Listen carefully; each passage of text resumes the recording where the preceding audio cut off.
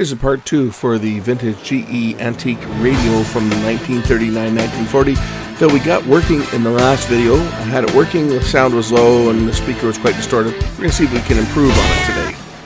So we're going to look at the old GE again. This is the KL-50. I did find a schematic for this thing at Radio Museum. I had a heck of a time finding the schematic for this because the model number of this didn't correspond, but this looks to be the correct schematic.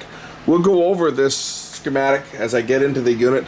We're going to check some of the resistors to make sure that they haven't gone out of value, and of course I'm going to restring the dial for the tuning knob as I've now got some dial cord. So we're going to do that today, and we'll try and get the volume up on this thing, see if I can get a little more volume out of it than that we're currently getting. So let's get into this thing. So I guess the first thing will be to remove the pointer. I think it just pops off. Yeah, pointer just pops off. So we'll put that out of the way. I'm going to remove the front bezel, 2 screws that hold this on.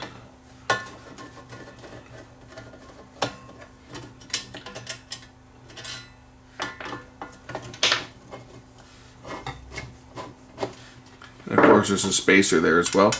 This will make it easier to, we'll take the light bulb out of here. This will make it easier to string the dial cord. I've got some dial cord here. This stuff's actually quite reasonable. It's it was like $2 for like 20 feet of it. So stuff's dirt cheap. So what we need to do is we need to wind the dial cord around here, around this shaft, and then back around, and then I have to put a spring on there or somehow to put some tension on it so that the dial cord will have tension in order to turn the tuner when the knob is turned. So I think for that I'll just get an old pen. I think an old pen will probably have a spring that I can probably use and get this thing threaded up. So what I've done is I've taken myself a couple of feet of dial string. That should be more than enough. And I'm going to thread it through. There's holes in the tuning dial here. And this is extremely to the right, this one. So I'm just trying to figure out which way this is going to go. I'm going to try and go like 1 revolution around here. So I'll take the string down, and I'm going to take the string and we'll tie it off. Probably on this first lug down here.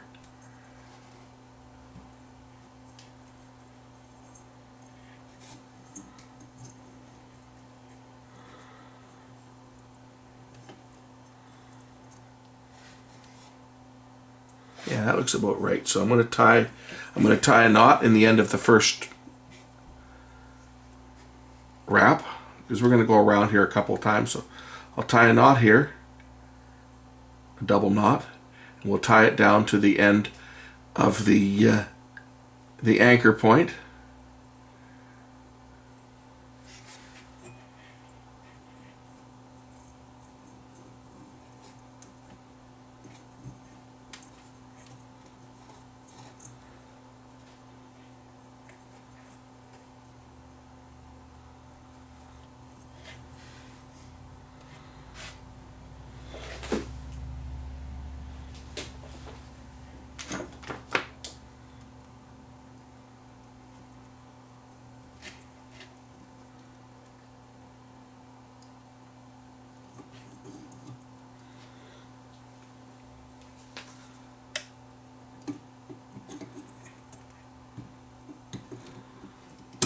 That should hold that, I would think.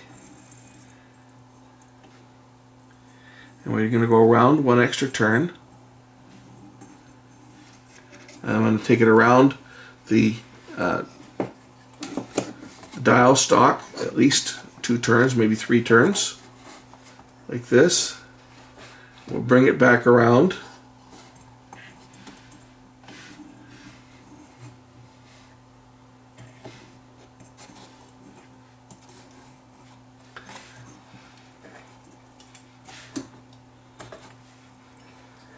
Gonna see how much slack I've got here. I might have too many turns on here.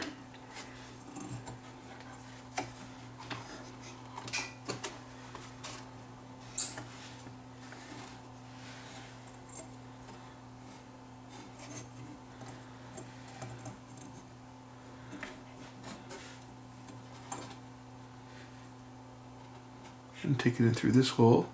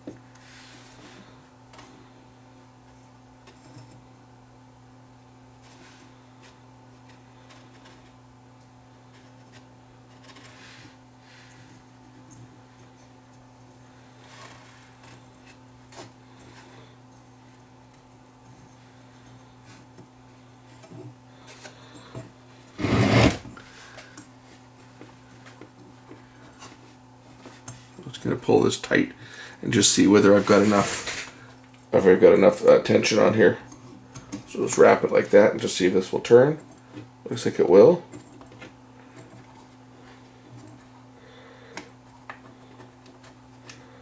Don't have enough on it this way, so we'll just pull this a little tighter. This is where the spring comes in handy. The spring keeps torque on here so that it'll turn both directions. So now I just need to go find myself a spring. We'll tie a spring onto the end of this and attach the spring back around to the pulley here just to hold it tight. I'm actually going to try and tie this off without putting a spring around it and just see whether I can get it tight enough.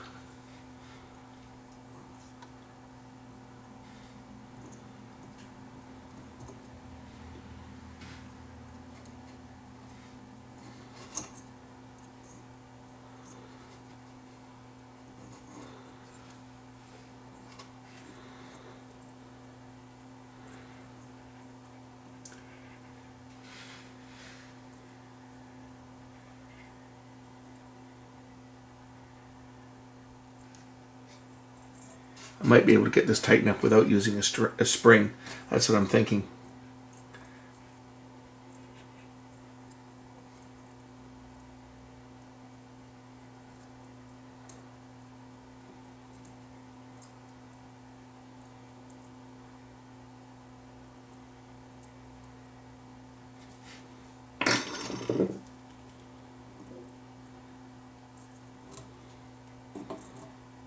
Oops.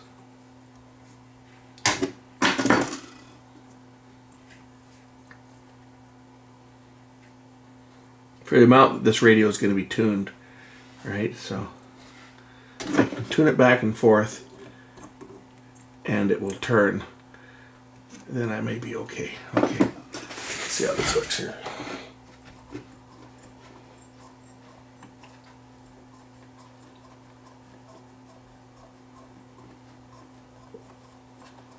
I do believe that will probably work. So what I'll do now is I'm going to put a little bit of glue or maybe even a little bit of heat on here just to melt the just a little bit of hot glue, I think, just to keep the string from coming untied. We'll try that.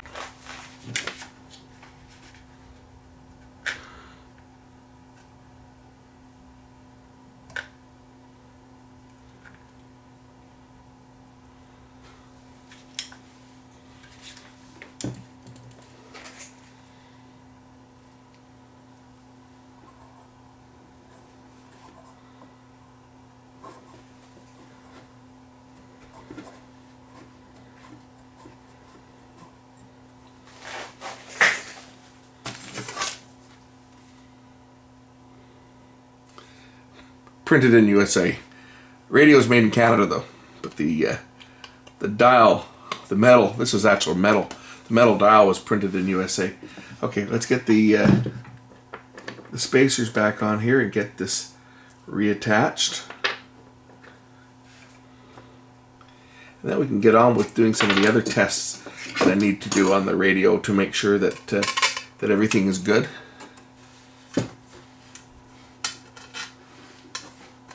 I want to test some of the bias resistors just to make sure that they haven't gone up in value in the audio circuit. Some of the big resistors, like the cathode follower, for example, needs to kind of be tested. Let's turn this around so that I can see what I'm doing.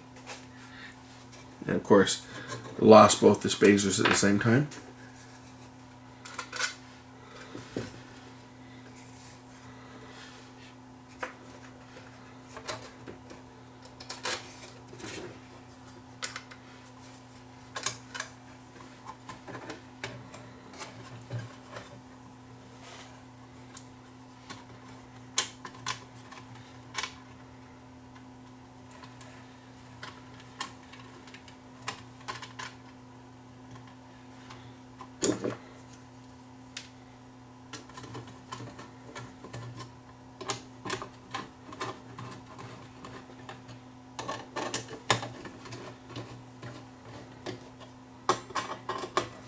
Okay, first we need to calibrate this, so let me just turn it on.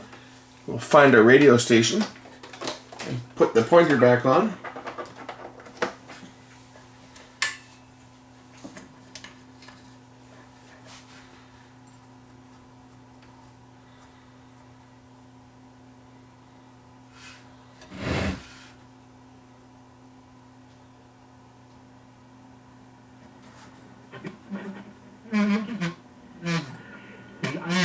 Heartbeat of the show, and you know, you're not, you're not invested in the Canucks world.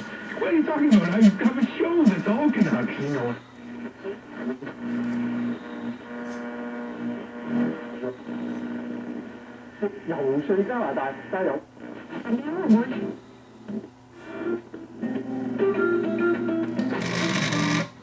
Okay, that's 1440, that station, because that's my little transmitter, so we'll set that to approximately 1440. We'll just see how the rest of the dial tracks. Should be a station around 1130. There we go. 1040.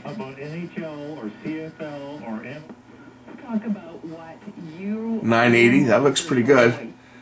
Go down 730.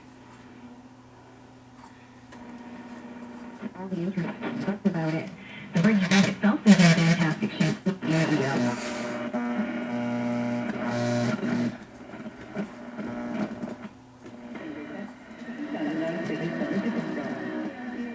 I guess we want to go like that.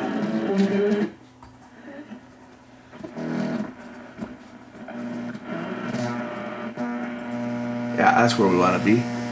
We just want to be end to end, so I'm just going to push this on all the way without electrocuting myself, and we'll see how close we track. Sportsnet 650. This thing's actually quite sensitive. I don't have an antenna on it other than this. 690. I have to fix the speaker here. Looks like it's kind of cracked. And that decision comes after 2 Canadians were detained this week.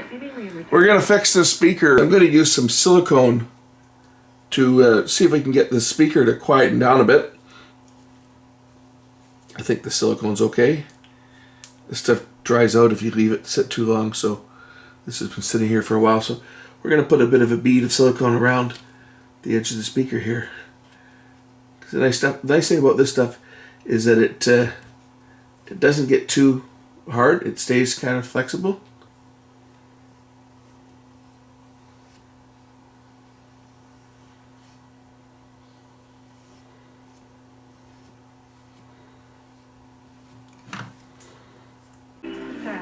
I was putting some around here because the cardboard surround has actually come unglued from the back. That was part of the noise, so I stuck some silicone in around here as well to glue this in place. As you can hear, it's sounding a lot better.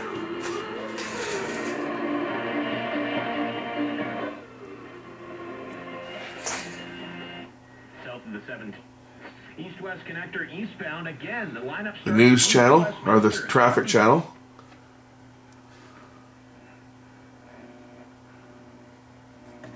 .980 should be in here somewhere.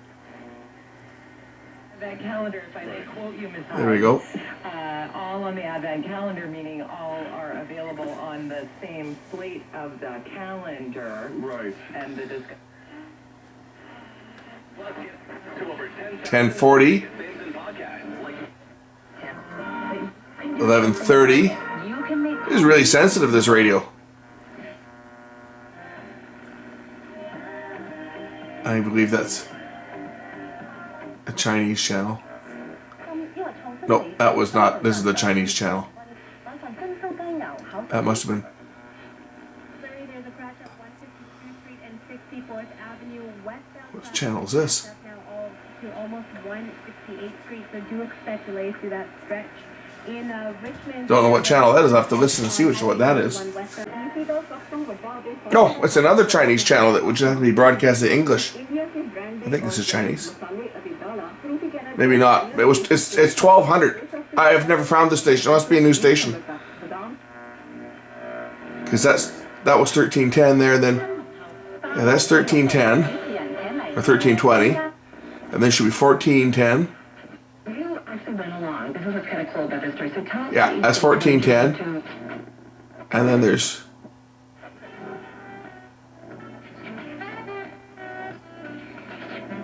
that's the one that I'm transmitting just an FM station on. That's my test one at 1440. And then there'll be a couple more. 1500 and 1550. These are in the States. They're Indian channels, Punjabi channels, but they broadcast out of the States. They're here, but their transmitters are down in the States. So I'd say this thing's actually. We did talk about one company. The biggest in New York. What's interesting though, the biggest is. This thing's actually working pretty good. And the speaker's not sounding bad. Listen, I got rid of all the noise. We highlighted another company in LA that actually advertises that they don't take information. So now it's time to turn off the power. We're going to check some resistors out and see if any of the resistors have gone up in value. But before we do that, let's look at the schematic and kind of study the circuitry for this old beast. Okay, the start of all things on this is the power supply. So our power switch is on our main transformer. When the power is switched on, the primary power flows through the transformer, and there are 3 secondary windings on the transformer. There's a 6-volt winding, and this goes to all of the heaters for all of the tubes. They are all connected in parallel, including the pilot light. As you can see, one side is grounded here, and that was broken, as was this ground. The second winding of the transformer is the high voltage winding. The center tap of that transformer winding is grounded, and the 2 secondary terminals go to the 2 plates. This is a full wave rectifier, so they go to the 2 plates. Okay, the third secondary is this one. This is about a 5.5 volt or 5 volt winding, and it supplies power to the direct heated filaments, which also form the cathode circuit. So when the filament gets hot, of course, electrons boil off of the hot cathode and they head towards the plate.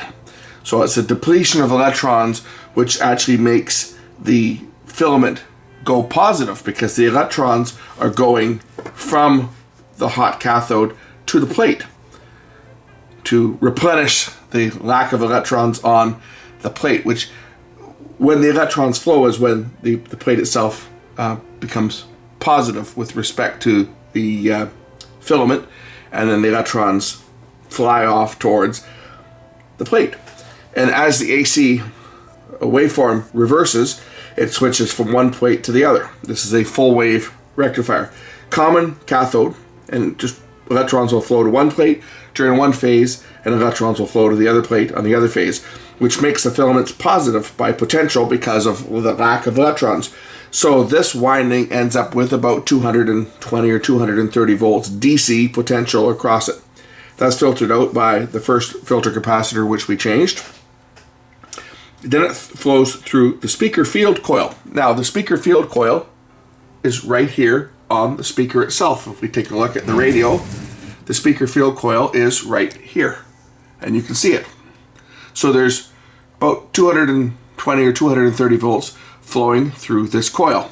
The reason that that speaker field coil is there is because the speaker was produced before they had invented the permanent magnet speaker. So the speaker field coil produces a magnetic field that the voice coil then acts on to produce the sound. Got about 1,000 ohms is the resistance of the speaker field coil, which will reduce the voltage on the other side. It goes about, I think, about 220 volts here, and you end up with about 180, 190 volts on this side. This is your B+. Your B+ is then used to feed down and feed power through to your plates. So the B+, I was looking for my highlighter pen here. B+, so this is your B+ circuit here. Of course, this highlighter is probably no good. I'll have to go get another one. But anyway, B+ flows through here. B+ flows down the B+ rail and is used to provide power to the plate circuit by means of these transformers. So the DC power is going to go through the primary of these transformers and into the plate. So your B+ will go through and into the plate of this tube here. It also applies power in through the primary of the audio output transformer, which is this one right here, that's right on top. And then from there, it ends up in the plate of the output tube. B+ also goes through R6 here, which looks to be a 470k ohm resistor, and it's applied up here to the plate of, this is the second detector auto volume control and audio amplifier tube, the 6SQ7. So that's your B+ path. The audio signal, or the RF signal, is picked up here by the antenna.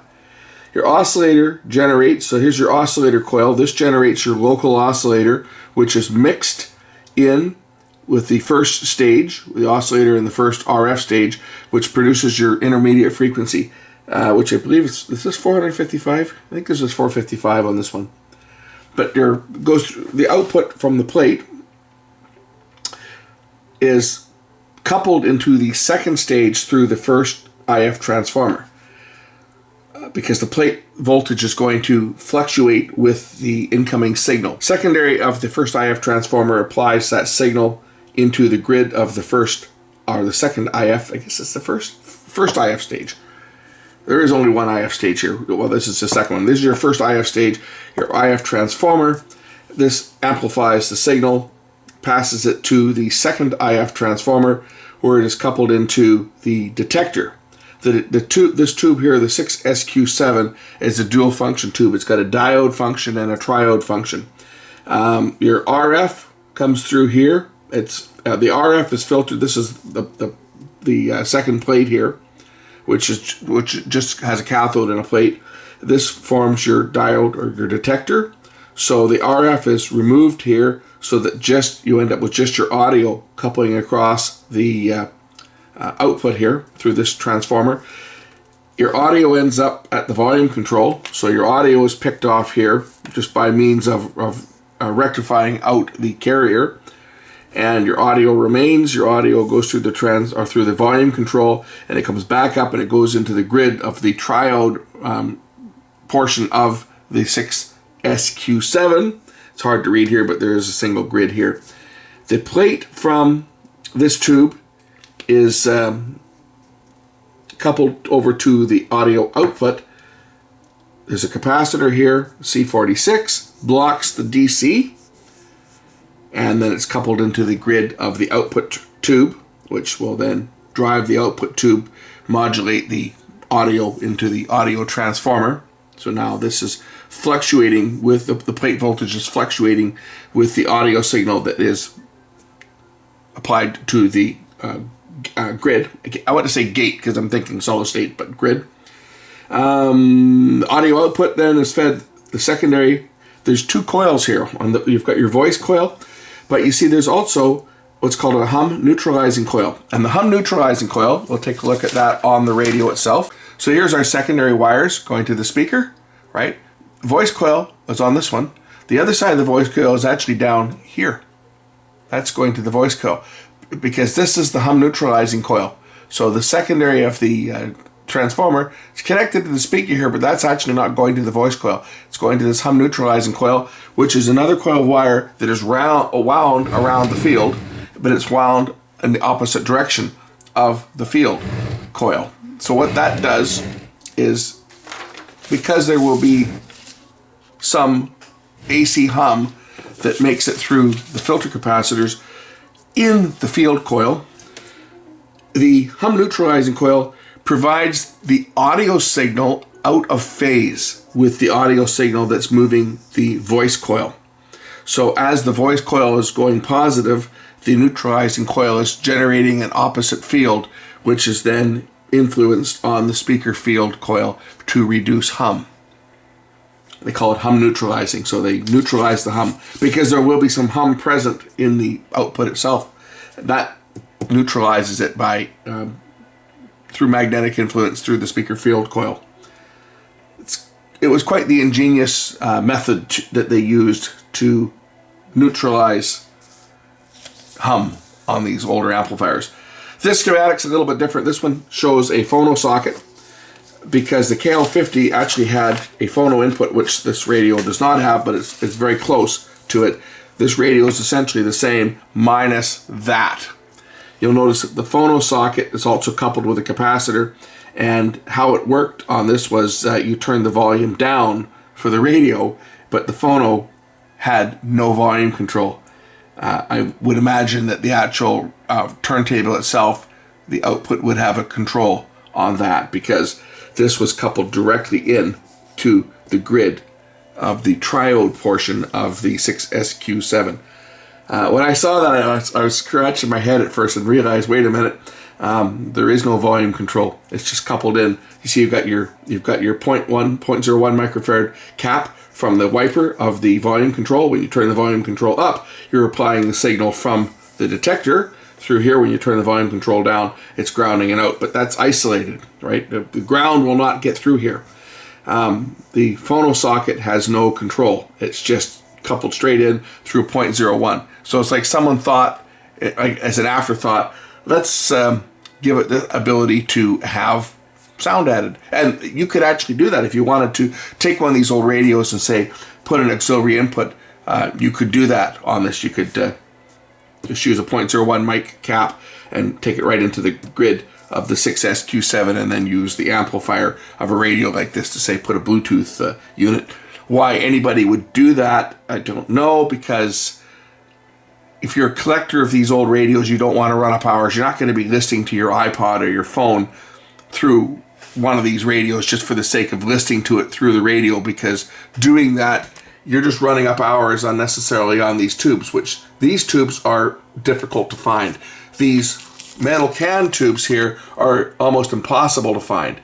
This one was actually the one that was shot on this radio, and it was just by luck that I had been given a box of old tubes and I happened to have one. I have 2 spares of these. I don't have any of those ones, and I used the only one that I had to fix this radio.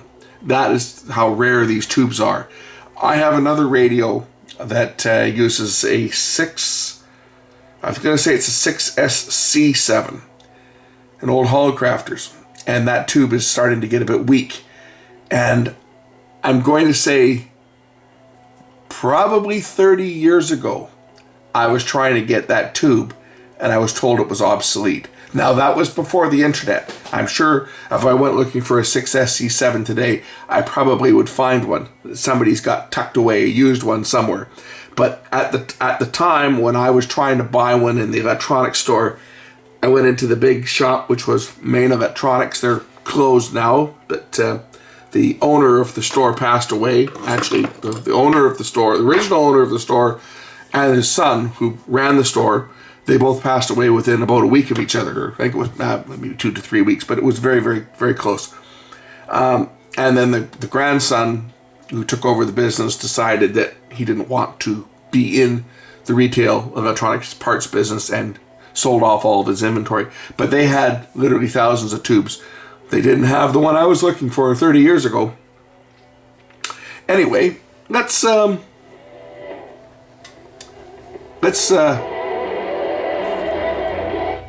if we can get some more volume out of this thing.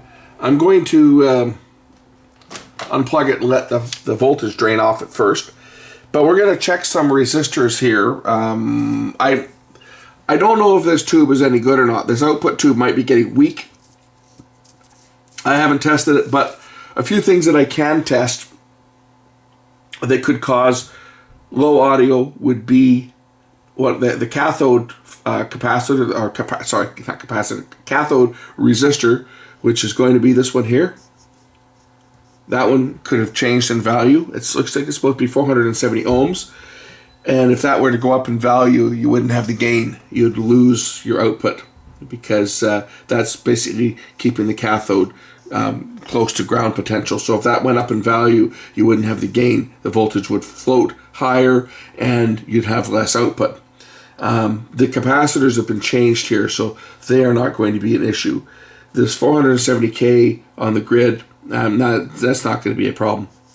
That won't be a problem unless it's gone down in value. If it's gone down in value, it could cause the volume to be low. But usually resistors don't, these carbon resistors usually don't go down in value. They usually go up. So if I'm going to gamble that it's going to be a resistor that's bad, it's probably that one there, or possibly, let's see what else, what other one could be bad. It could be this one over here. I doubt it though. 2.2 meg, that one could go up. That one could certainly affect the volume, I think. Just looking at it here. Yeah, that one could affect it. But we'll check it. We're going to check some of these resistors and just see if any of them are out of spec. Okay, the resistor that I'm interested in is this cathode follower, which is, I got my flashlight going here. It's the one that's got a little capacitor. I think it's a little electrolytic that's across here. It's 470 ohms. It's between the cathode and ground. I believe it's this one right there. That looks like the one. Let me just test this one. This side should be grounded. It is? Okay. So it's this resistor here. It's supposed to be 470 ohms and 600. I think we're a little bit high. We'll change this one out. We'll see whether that one increases the volume, because that's our cathode follower, and if that goes high, it's going to reduce our output. So let me go and dig up another one. I'm sure I've got one in a carbon type resistor that will fit in there. Ooh, starting to get windy out. Listen to that. They're calling for a big storm to blow through tonight. Winds of 100 kilometers an hour. I think it's just starting to get blowing. Hopefully we won't lose our power. So I'm just going to cut this old one out of the way here. Here's the ground side.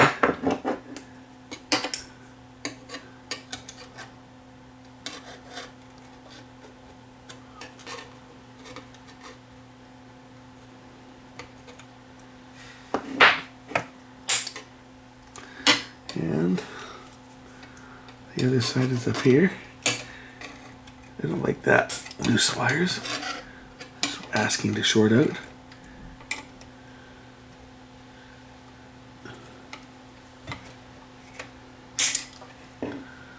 So there's the old resistor out. We'll measure it out of circuit.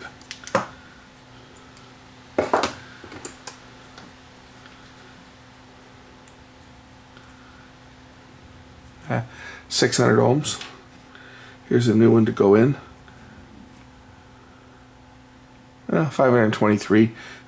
As I say, these things are all over the map. It's silver band. That's what 10% tolerance, I think. So 523. Let me see if I can find one that's a little closer than that.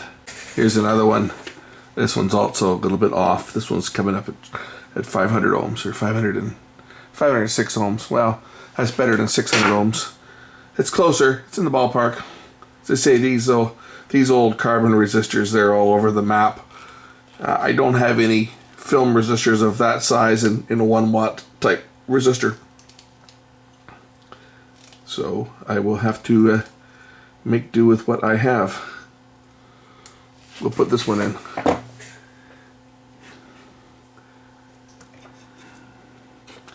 And see if that gives me increased volume. It should. It should increase the volume.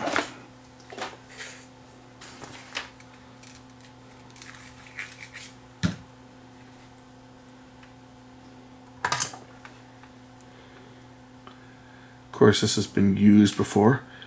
This was in a bin full of parts that a fella gave me. He just said, "Here, you want some caddies with parts in them? You can have all the parts that are in them." There's a guy that, I guess one of my neighbors, he used to tinker around with electronics, and he had a whole bunch of bins full of different parts, and he's just getting rid of them. So he said, "Here, you can take them off my hands." So I got a lot of these old resistors, old carbon resistors, which are kind of useless for most things, but I'll use them in tube radios. That's about all they're any good for.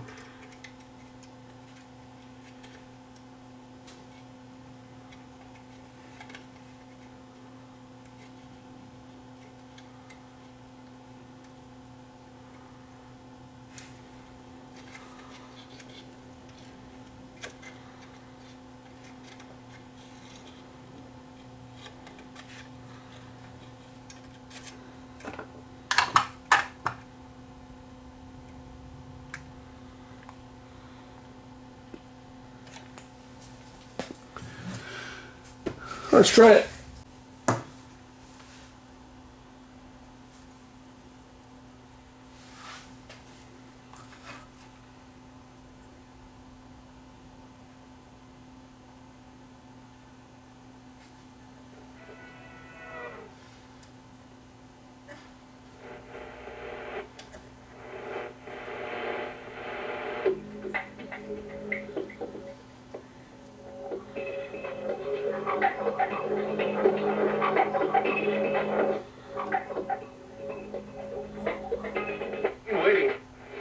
Much longer because these 2018s will go fast. Visit Metro Ford Port Coquitlam or metromotors.com.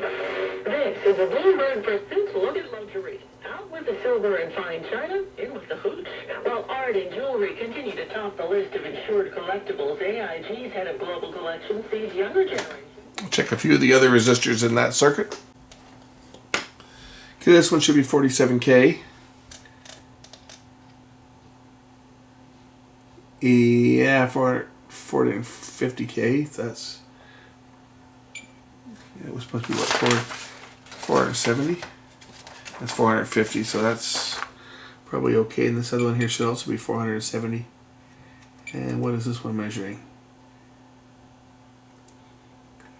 680. It's gone a little up. It should also be 470. There might be some voltage still on this one. Yeah, we got some voltage across here. Caps haven't fully discharged yet. I'll have to coax it into discharging. Okay.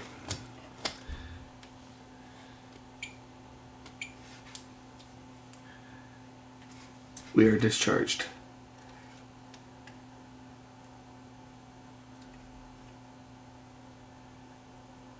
Yeah. That one's measuring a little. Oh, wait a minute. I'm not on the right. Oh, might help if I measure the right thing. 680. 706. Yeah, that was a little bit high. That's supposed to be 470. So that is. So this one's supposed to be 470K ohms. And I'm measuring about 670. So that one's also gone up in value. This one here is also 470 here. And this one is, I can get my probe in there, that one's okay. So this one's gone up in value too. This 470 And that one is, where's that one? Looks like it's this one here. Yeah, that would do it too, because this one's supplying power. This one here is supplying power to the plate of the first audio stage. Looks like it's on the other side of a capacitor here, and I think that's this one here. I'll just look a little closer at it here. Looks like that's coming off the speaker field, 470, and it's this one here, and that applies power. Yeah, that's the plate power that's coming back to this other tube over here. So this resistor has also gone up in value. This one right here, it's supposed to be 470K. It's measuring about 600. And that's the one that supplies B plus from here, right? This is our field coil. These red wires come off the field coil. This is our B plus. It goes through here, and it applies power to this is going to be on the grid, and it goes back to the plate. I think. Where is it here? That's going to, yeah, that should be this one right here, supplying power to the plate. Yeah, because it's soldered on a tube socket, but that's an empty pin, so that's not the grid. The grid's this side. The grid is this side of it, but there's a capacitor in there as well. Yeah, grid is right there. If I can get the camera in a little closer. So if we look right down here, this is the wire returning from the field coil, and this supplies power across here. It's soldered onto this pin, but this pin is actually, there's nothing here. There's no tube socket pin, or there's no pin for the tube. You can see the pins here. This is the keyway. So there's no pin on this tube. It's just, they're just using it as a binding post. Power is applied. This wire here is what takes power over to the other tube over here, right there. This wire that the insulation's kind of gone bad on. You can see the bare wire. That's the actual plate for the other tube for the audio first stage.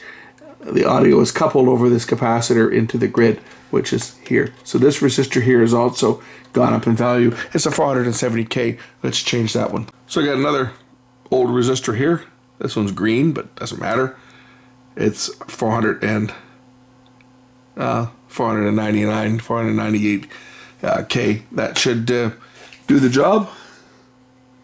So we'll just take this other one out.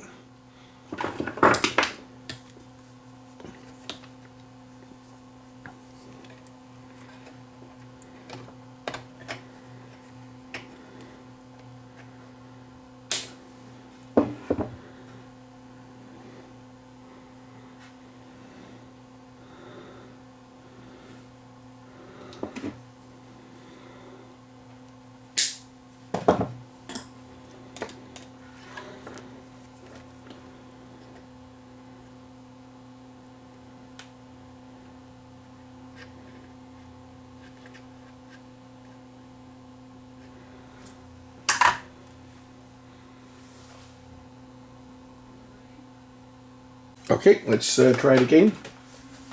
See whether changing these two old resistors is going to give me any more volume.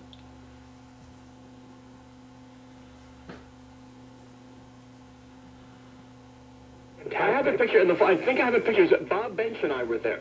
I have to find it. I have to find it. Yeah. But from Lee, obviously no surprise, but Patrick Mahomes is in for a large, hefty endorsement payday. It sounds like they've deliberately kind of slow rolled it when he was a rookie last year and wasn't playing. They had offered. Well, it sounds a lot better now than it did when I started.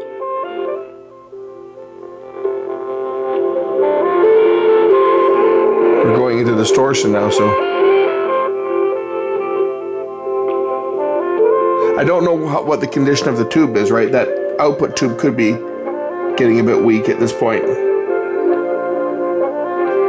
But the sound is clear now. Business and sports, the number of the week. All right. 的诱惑。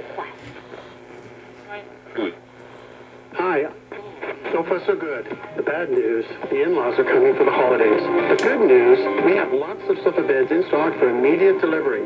And the last thing you want to do is give the in-laws more things to complain about. At Sofa So Good, we have a great selection of Canadian-made sofa beds, so comfortable. One thing for sure, it's certainly sounding a lot better.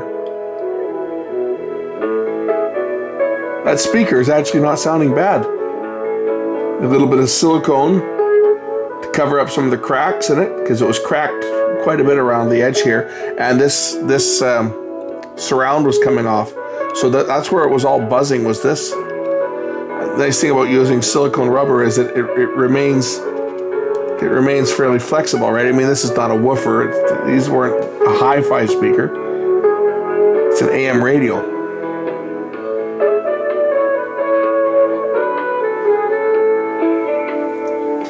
Wonder what happens if I connect my other speaker up to it. I hook up my big speaker and just see how my big speaker sounds when I just clip it on there.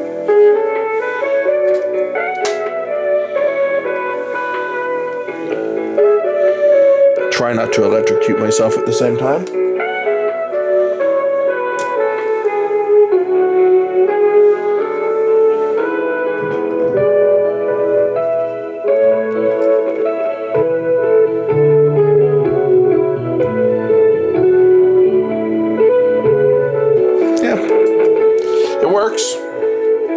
But the internal speaker now actually doesn't sound bad.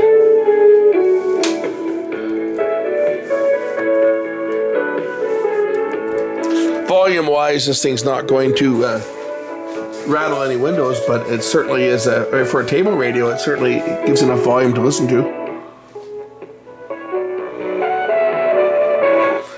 Let's just do some voltage measurements. If we watch the plate to the audio, first stage audio, which is the B plus going through this 470K resistor, right? This is our audio source. Our audio comes in, goes through this coupling cap into the screen of the output tube. If we watch the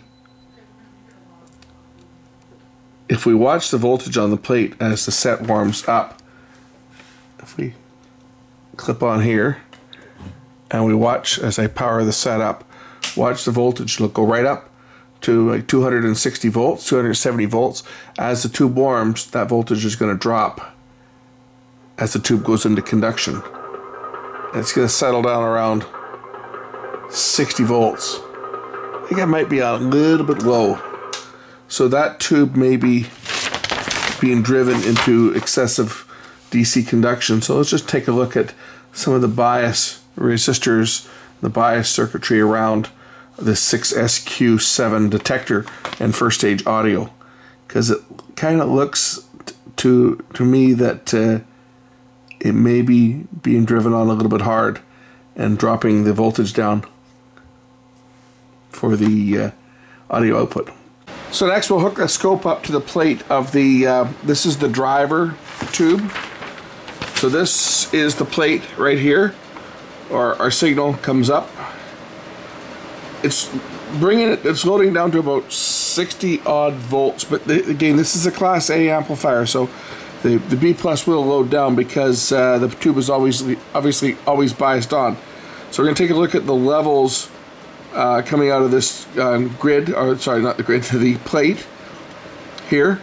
From the plate, that's what's coupled into the grid of the 6K 6G output. Let's take a look at the levels on the scope and see what type of levels we get off the volume control. See if it distorts and how it looks going out of the, or coming out of the plate, heading into the final output stage. Okay, as I increase the volume, you'll see that the, oops, wrong way. You'll see that the volume does increase.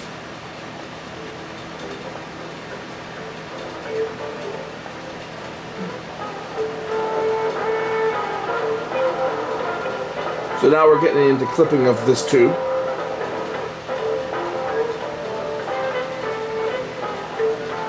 We'll look at our output. We're on the times 10 probe.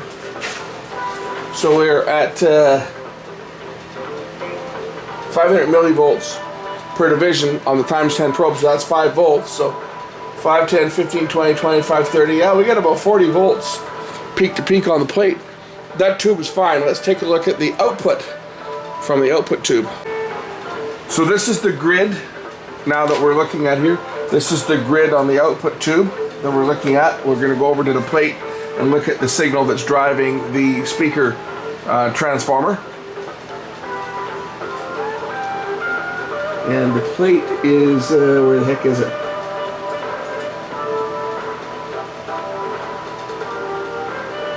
Gotta find it here. That's the field coil. That's the plate there. Gee, it looks like we got a lot of signal here, so it might be the speaker. It's just, I mean, the signal's clean. Look at the levels we got here. That's 2 volts, but it's on the times 10 probe.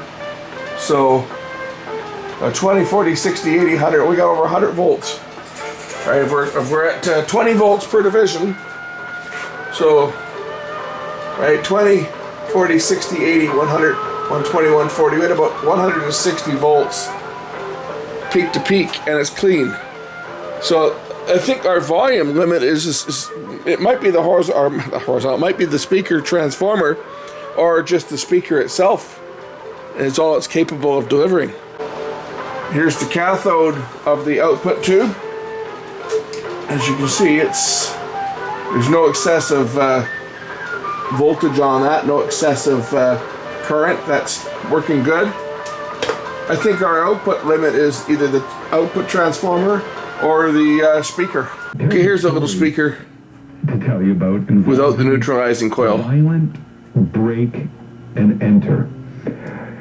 So, how many of you have actually had your home robbed? Because a lot of time, people just want stuff, right?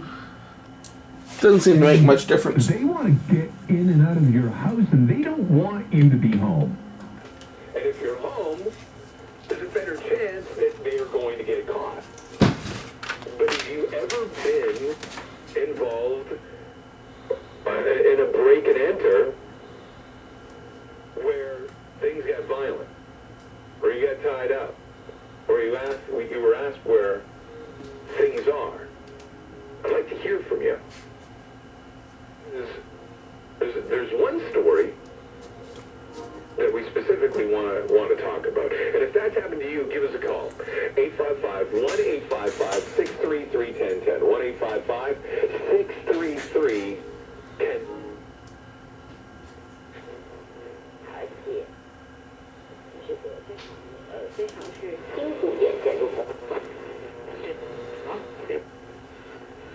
The global business of Captain Paul. Earlier today, aside from prison, and time keeps dry. Months ago, it opened to whatever page, and it's gold. And relax and remember that Buster's Towing is on the way. Buster's Towing keeps Vancouver moving.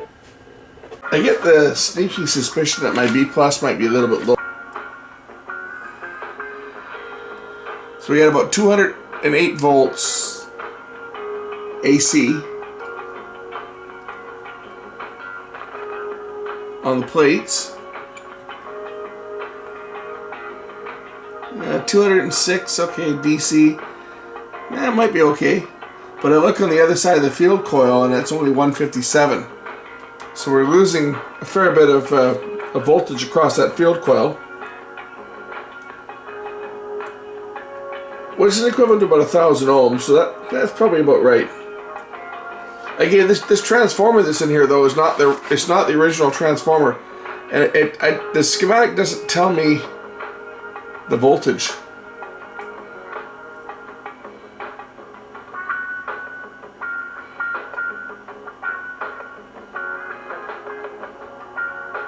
It's supposed to be 1800 ohms. That's what the resistance should be. It says 1800 ohms.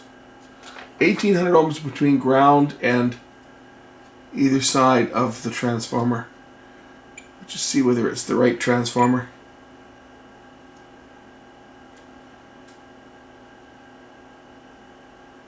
600 ohms. 700 ohms.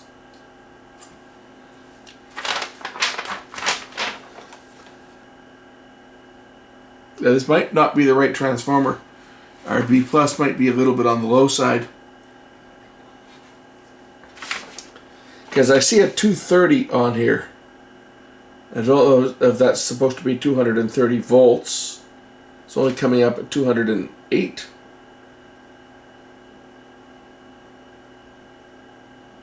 Because this is definitely not the right transformer for this unit. It was changed out long before I got it, and that might be why the voltage is a little bit low, because someone's just bodged in a transformer. As you can see, it doesn't even fit. It's held in with one screw. The original transformer fit in here. Looks like it had, it looks like the original transformer might have been a little bit bigger than this one. But that might be why my voltage is a little bit on the low side. I think it's a little low. I think it should be a little higher than that.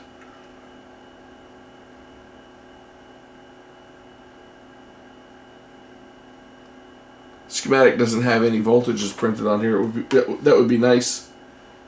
I think what I'll do is I'm going to put this in the box, and we'll see how it sounds when it's in the proper enclosure, because we're not getting the full effect of the speaker with the speaker being open. You're going to get cancellation off the backside.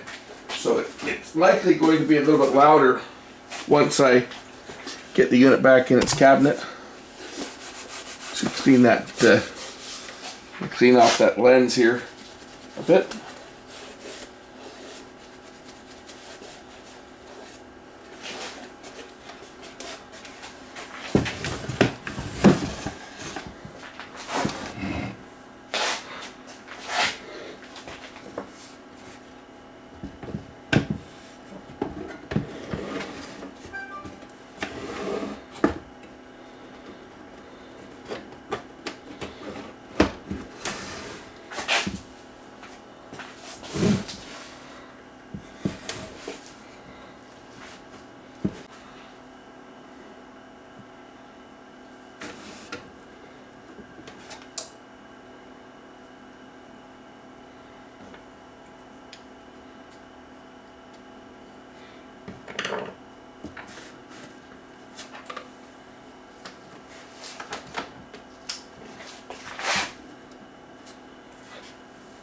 See how it sounds now that it's back in the cabinet.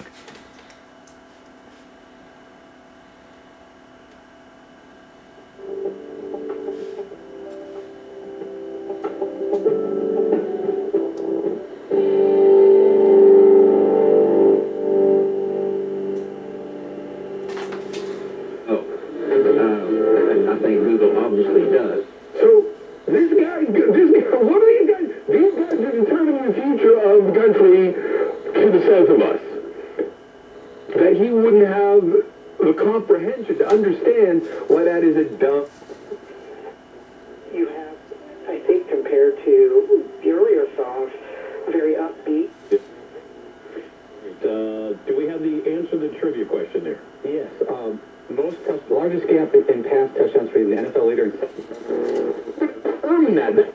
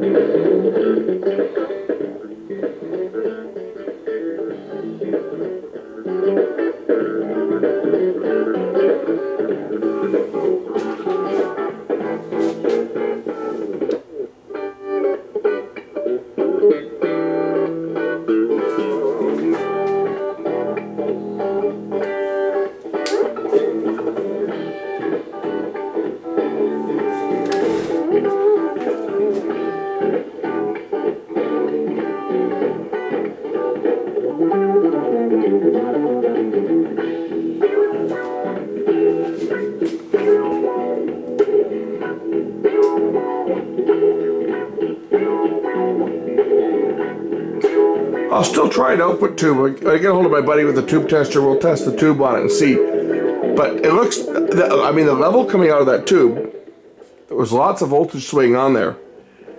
So it might just, the speaker itself is just not performing. This is a very low wattage speaker, and it's only, it says it should be 3.2 ohms resistance on the speaker, but this is a very low wattage. It will be a fairly efficient speaker because these units would not put out a lot of power. A set like this is probably only going to put out a couple watts maximum. It's a Class A amplifier, so you're not going to get much power. 1 or 2 watts is all this thing would ever put out. It's not sounding bad, considering the age of it. It's actually got pretty good sound. The speaker's sounding a lot better than it was when I first started on it, that's for sure.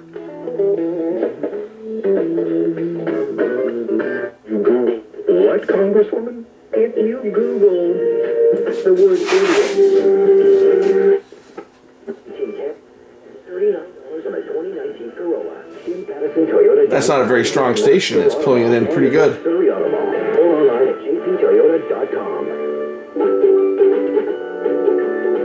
It's no wonder LiftMaster is the #1. I would say that that's a success. LiftMaster's MyQ technology alerts you if you forgot to close your garage door and lets you close it from anywhere, anytime with built-in Wi-Fi. It also has battery backup, so you can get in your garage even when the power's out. That's the sound off. This is actually pretty good. Door provider, Creative Door Services. You know, I'm coming through a lot louder because I'm shouting, I'm projecting. If I talk in a normal voice, you know, it's Do you know what drives strategy in your business and allows not too bad. you to retire? You will exit your business, but will it be on your own terms? Start planning your exit. It's never too early, but can be too late. Pacific M&A Business Brokers can steer you in the right direction, confidentially and professionally. Call 6. I think this one's complete. The next thing I got to do on this is I'm going to have to do a bit of work on the cabinet. Maybe sand this down and refinish it because the cabinet's not in very good shape. But electrically, this thing's working. And when I get a hold of a tube tester, I'll test that tube. I got to borrow it from a buddy of mine who's got one that'll test this. So I'll have to test that tube and see what shape it's in. We'll test all the tubes on it as well. I have a feeling that this one might be starting to get a bit weak because, after all, the thing is, you know, 60 odd years old, over 60 years old. 3940 was the year that they built these things. So it's pretty old. Anyway, thanks for watching. We'll catch you in the next one real soon. Bye for now.